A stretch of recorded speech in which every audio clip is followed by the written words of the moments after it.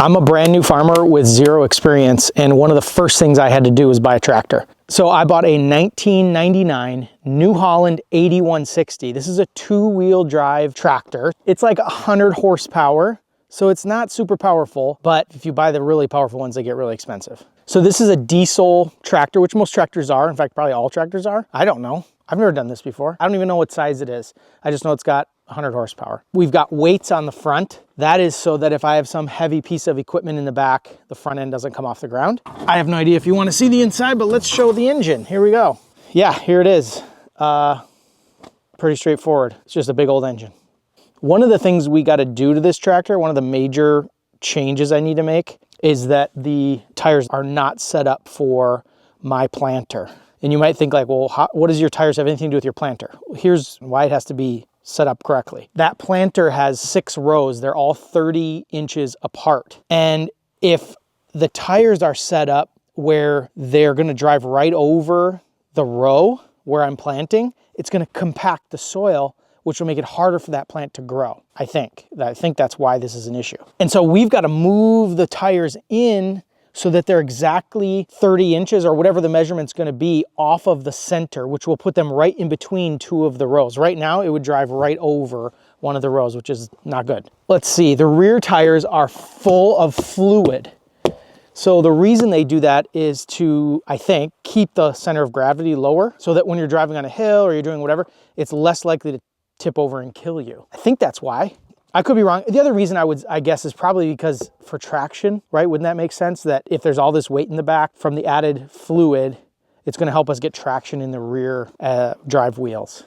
That could be it. There's all kinds of stuff going on back here. Let's start with what's called the PTO. That's this big thing sticking out of the back. That thing's going to spin really fast, and there's certain attachments. Oh, that's really greasy. There's certain attachments that will use that to operate. Maybe it's a mower. And so the mower will hook up to that, I'll pull it behind it, and it'll make the blade spin off of the power of the tractor. These big arms are what some of the attachments hook to. You can lift and lower these arms. We've also got like the hydraulic, I guess they're called remotes. That's where you hook up, for example, the planter for the vacuum system on the planter. It basically uses the power of the tractor to then power fluid, hydraulic fluid, to move things on your attachments. Let's move inside the cab here, and I'll show you what I got going on in here. One of the things I liked about this tractor is all the glass, like it's glass to the floor.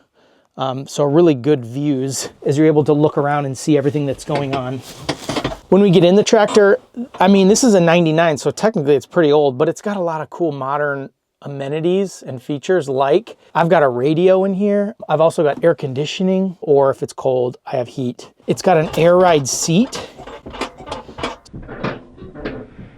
So as I'm bouncing through the field, it's going to keep me comfortable in the seat. And then it's got what's called power shift, which is just like an automatic transmission in a car. There's no knobs I have to move. I just push a button and it's going to shift. I don't think that's supposed to move like that. Maybe it is, but it'll shift gears by just pushing buttons. Then I've got all my knobs for the different things going on in the back. So to lift and lower, for all the hydraulics, to run my planter. This turns the PTO on and off. So as I pull this up, the PTO will spin. It's got windows all over the place. This back window opens up like that. So I got great ventilation there, or I can get access to things if I needed to. And it's just a nice, modern tractor. I even have a shade for sunny days to keep the sun out of my eyes. So frankly, I don't know what else to show you because I don't really know a whole lot about this thing yet. Hey, it's got a steering wheel and we've got gas and brake. So how much more complicated could it get? Oh wait, I missed one thing. One thing I forgot to show you.